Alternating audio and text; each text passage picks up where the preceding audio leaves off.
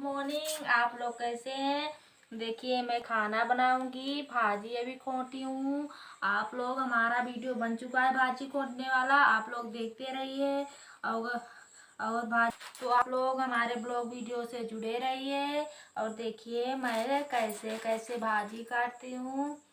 और आप लोग अच्छे रहिए, स्वस्थ रहिए, मस्त रहिए और आप लोगों की कृपा से हम भी अच्छे रहे।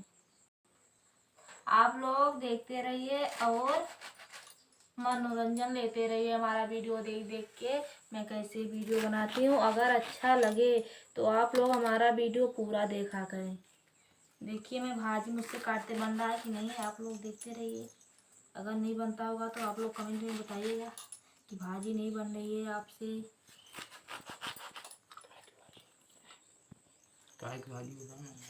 ये देखो सफ़ेद वाली भाजी है, लाल वाली भाजी नहीं है।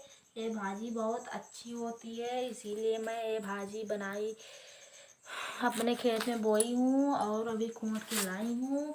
अब काट रही हूँ, फिर इसको क्या करूँगी, धुलूँगी, फिर बनाऊँगी और आप लोग देखते रहिए। और जिनको जिनको खाना है तो हमारे घर आ जाइए भाजी, जिनको जिनको खाना है। ठीक है दोस्तों, बाय बाय। अगले ब्लॉग वीडियो में मिलते हैं और हमारा ब्लॉग वीडियो आप लोग लास्ट तक जरूर देखें और अपना प्यार आशीर्वाद हम पे बनाए रखिए।